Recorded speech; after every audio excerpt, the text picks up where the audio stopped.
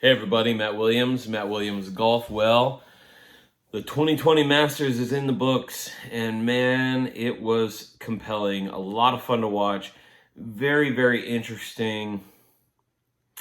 I will say this, not to start off on the negative note, but it just wasn't the same without the fans. And I mean, I know the conditions got harder as the weekend went on, but the conditions, especially to start, didn't seem quite as Masters-like. And yeah, I found that really interesting. I think it maybe took a little bit away from me, but still, who cares? It was an absolutely incredible Masters to watch. So what I wanted to do is I actually wanted to take a few minutes and go back to, if you remember earlier this week, I said I had 6 blocks and I could choose one player from each block. And I thought what I'd do is kind of summarize and see how each of my 6 players did. But before I get into my 6 guys, I think I have to talk about DJ, Dustin Johnson. My goodness, what a win. That guy is absolutely amazing. And obviously he's world number 1 for a reason. And I know that the margin, to second place, or well, third place really, or tied for second, but was only 5 strokes, but still 5 strokes. But man, to me, it felt like he just dominated the field. Despite it only being only 5 strokes, he just felt like he was in complete control the entire weekend. And especially as the week drew on, it just felt like there was never a doubt. Even today, on the final round when he was kind of struggling early on, I don't know about y'all, but when I was watching it, I just never doubted. I knew he was going to pull it out. And sure enough, he came back with some great holes and some great play. And yeah, man, I'm so happy for that guy. And to see the raw emotion, because DJ rarely lets his guard down. So to see him just be so authentic and real and just appreciative of the moment, that was, for me as a golf fan, that was really awesome to watch. All right, so that said, congrats to DJ. Let's look at how my 6 players from my 6 blocks did. Now, one thing I'll say before I go through block 1, 2, 3, 4, and 5, and 6 is it worked out really well for me. All 6 of my players made the cut, which a lot of guys, when you start picking from blocks, well, really any block, because there were some exceptional players that didn't make the cut. But, when all of your players from all 6 of your blocks make the cut, that's a really good sign. From block number 1, all right, so when we look at block number 1, a lot of good names. Obviously, DJ won. So in hindsight, you kind of wish you would have picked him. But at the same token, you got to be somewhat strategic about your picks too. If you pick the same players as everybody else, who knows if you really have a competitive advantage in there. So for block 1, I picked Jon Rahm. And honestly, at world number 2, and the way he was playing really to start the week, the first 36 holes, that felt like a really safe pick for me. He was en fuego. Well, Jon Rahm ends up finishing 10 under, tied for 7th. Just couldn't get anything going really the last 36, and he had that double bogey on Saturday. He had that double bogey on Sunday. Folks, if he just pars each of those holes, and I know you can say that about a lot of golfers, but if Jon can just make par on each of those 2 holes, well, then he's at 14 under, and it's a much more different conversation, and you wonder how the other players at the top, including our stud winner, DJ, when you have a player like Jon Rahm who's lurking, how that affects everything. It also makes you wonder how how it affects Jon's psyche if he knows he's right there and a stroke or 2 off and right there in the hunt. But nonetheless, a good finish for Jon, tied for 7th at 10 under.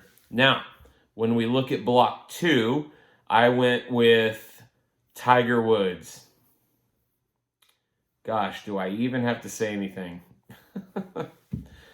Ends up finishing -1, tied for 38. And I wouldn't say that Tiger was in it by any means, but he was in really good position, to end up finishing well, maybe top 10, but certainly top 15. He was right there. And then you all know what happened with Tiger. A 10 on a par 3. I think that was the 12th hole. A 10 10. Tiger Woods, 10 on a par 3. I still can't wrap my head around that. I just can't get there. And of course, one thing I will say is after that, he ends up coming in and birdieing 4 out of his last 5 holes. I mean, gosh, if in a weird way, doesn't that add to the aura and the legend that is Tiger Woods? What player in the world can post a 10 on the 12th hole in the last day of the Masters and then birdie 4 out of the last 5 holes in that same afternoon? Unbelievable.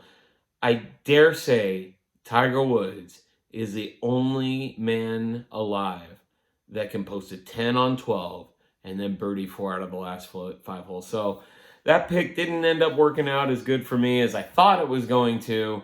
I thought I was in really good shape. Block 3. Some names on here did a bit better. My guy that I went with was Lee Westwood. Again, finished right there with Tiger, tied for 38th at -1. In the first, I'd call it certainly first day, if not first 2 days, felt really good about the Lee Westwood pick and where he was, where he was at. Well, actually, let me take that back. So he was 4 under on day 1, 2 over on day 2, so he was still at -2 entering Saturday. Then he goes 1 under. Okay.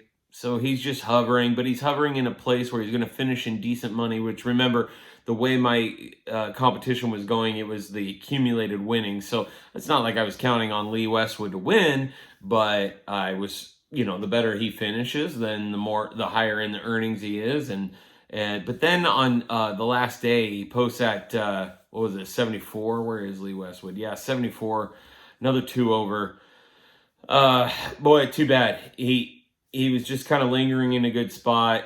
Just 2 rounds there where he couldn't, he really couldn't close the deal. But not a bad finish for Lee. Was hoping for better, obviously, like with Tiger.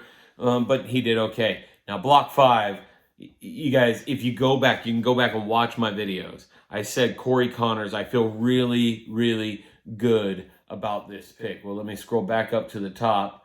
And there's Corey Connors, top 10 finish at -9. Now, the funny thing about this is Connors was +2 on day 1. And I did a video after day 1. I had a little bit to drink. But I did a video on day 1 and, looked at Corey Connors and thought, oh, man, if he doesn't make a big run on day 2, my dude isn't even going to make the cut. Well, he then goes out on day 2 and shoots a 65. So, Corey Connors followed that up with a 71 and a 69, a -1 and a -3 there to finish -9. Wow, he just came alive after a really poor day 1. Just really happy for that pick and happy for him. He really showed up and helped me, so that ended up being a really, really smart pick. In my block 6 picks, now remember, block 6 was just the people that were playing in the Masters for the first time. Now, I have something I want to talk about this whole group here in just a minute, but my guy that I chose was Cam Champ, and he finished in the top 20. He was tied for 19th at -6. Pretty good showing for Cam Champ. Let's see. He came out really good. He shot an opening day 68, but then he goes +2, and then he shot a 68 again, and then he shot an even par on the end. So -6 was a good showing for the first timer. I'm so stoked for Cam Champ, but out of that first time group, he did pretty good. Now, there were guys that did better, which I'll talk about in a moment. The thing is in my pool, I don't think that too many guys picked him because the really hot picks out of those first timers were Colin Morikawa and Matthew Wolff. Well, Matthew Wolff didn't even make a cut. So I got a leg up on a lot of the competition there. And then Colin Morikawa, he finished at even par for the tournament, tied for 44th. So a lot of the field of the pool that I was in on those first timers went with one of those two guys, one that finished way down there, which, by the way, Colin Morikawa is going to be fine. That kid's got a bright future. And Matthew Wolff also has a bright future, but he didn't make the cut. So to the guys that picked him or Colin, I certainly gained a lot of ground on him there. With Cam Champ, he did pretty well. So let's just go over some other closing thoughts. I already opened with my shout out to DJ. I just can't get over how happy I am for that guy. That was awesome. But let's go over kind of some other thoughts. Let's do this one first. Let's talk about the first timers. Colin Morikawa, Sungjae M, Cam Champ, Jazz, Abe Answer, man, Scotty Scheffler, CT Pond. I mean, the list, the first timers straight up balled out this weekend. I mean, they showed up. Sungjae M tied for second, minus 15. That kid, as I recall, is 22 years old. I ate you, mama. CT Pond tied for seventh, minus 10. Abe Answer, he dropped a little bit today. Tied for 13, minus 8. But we all know, he had that plus 4 on the final day. But, I mean, the guy, Abe Answer, was awesome. Scotty Scheffler, minus 6. Another top. He tied with Cam Champ, actually. Scotty Scheffler did. I mean, Sebastian Munoz. Good grief. So the first timers showed up. Big, major shout out to all the first timers in that first time group playing in this year's Masters. You guys were awesome. You were awesome. Not sure if there's any others. I mean, guys, we could sit here and do this all night. I could sit here and talk about guys like Brooks Koepka, Rory, JT, Justin Thomas. How about Cameron Smith, man? That would be, there's a lot of guys that would be worthy of a long dialogue. But the bottom line is, what a great Masters, 2020 Masters. My picks did pretty well. I'll be really interested to see. I mean, I've added up the winnings, but I'm not sure how that compares to all the other competitors I was playing with. So anybody that picked Dustin is going to have a major leg up on the competition. So we'll see how that goes. But major leg up, now that I'm doing a little math in my head. Gosh, if you pick DJ. Anyways, yeah, all in all my picks made the cut. Which is great. A couple of them just had a couple fall apart moments, but otherwise did pretty well all weekend. Tiger. Love you, buddy. I'm telling you, Tiger still has a Masters win, I think, it left in him. I really do. Which is funny. Let that just sink in for a second. Because I think he's pretty close to the age of the previous oldest Masters winner. I think he's flirting with that, which means that I think, and I could be mistaken, and all my followers, I know somebody's going to try and correct me on this. Somebody's going to look this up. I'm not looking this up. I'm going off the top of my head.